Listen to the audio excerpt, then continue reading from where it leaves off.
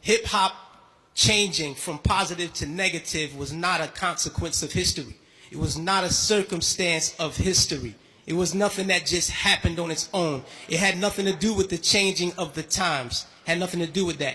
It had everything to do with the fact that there are people in this particular society who wants to see us exactly where we are. And we cannot let that point elude us. These are the facts. How do we know? 1967, Kerner Commission report on urban disorder. When black people said, yo, we're tired of this system. You know what I mean? This system is oppressing us. So we rebelled against the system. We burned things. We said, yo, we had enough. He did his little report on what caused these riots. He said, what caused these riots? He said it was young children who started these riots, and what was motivating them was a high self-esteem and an enhanced racial pride. He said the majority of the rioters were high school dropouts, but they had a higher political orientation than their peers who did not drop out. And they saw the system as their enemy, so they attacked it in the right circumstance. So, fast forward to 1992. Same thing. #1 record on the radio, we had Fight the Power. Fight the Power is on the radio. Rodney King gets beaten before the world. The black youth rebelled against the system. Again, they did it again. And why? What primed them? Positive hip-hop. Primed them. Fight the Power. X-Clan. Brand Nubian. You had these groups out here who were pushing, who were politically orienting black kids in the right direction, giving them the proper prompters that they needed so that they can respond properly to oppression. All right? In 1967, when the riots happened, he saw that the self-esteem and the racial pride was fueling this. So he said, how do I bring that down so that they will not riot? And what he did, he flooded the airways with black exploitation movies. Nigga Charlie and the Return of Nigga Charlie. These were movies. Hip-hop didn't start calling people niggas. We had Shaft. We had Coffee. Black girl turned prostitute to do whatever. You know what I mean? But these black exploitation movies brought down the self-esteem and the racial pride so that the kids will not rebel against the system of oppression. 92, the racial pride was back in effect. We had black kids going to Dr. Ben Yuckinin lectures. We were spending our money to go see Farrakhan speak as opposed to going to a strip club.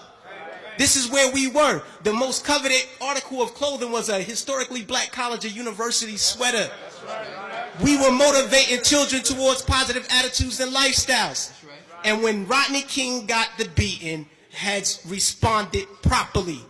Fast forward to our day. Sean Bell is shot 50 times in the street in New York by police officers. #1 song on the radio, Like a Lollipop. Nobody do nothing. Nobody respond to nothing. Trust me. Just like the brother, I believe it was JT, the bigger figure, who said that the label executives came to him and said, yo, brother, we need you talking about guns and whores. You know what I mean? That's right. That happens. I've been in those meetings with management and had to ask me, is what you're saying really what you believe, so that we'll know how to market you properly? You know what I mean? This happens. Young Buck on his album, he has a song on his album that talks about police terrorism.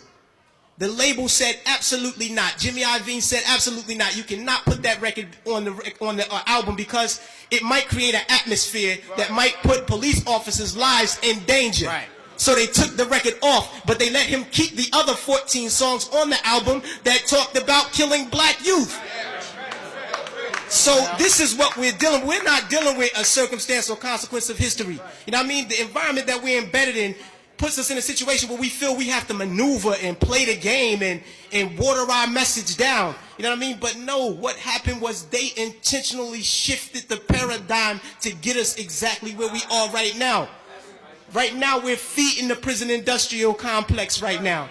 Our kids are going to prison because they're promoting these records. They're promoting these records daily that send us to jail. You know what I mean? It's cool to go to jail. You know what I mean? They glorify these things. And it's not the black youth. We're in a position where we get, like the brother said, the choice. You know, he said, yo, I chose the positive. so I didn't do it. But every youth is not going to take that route.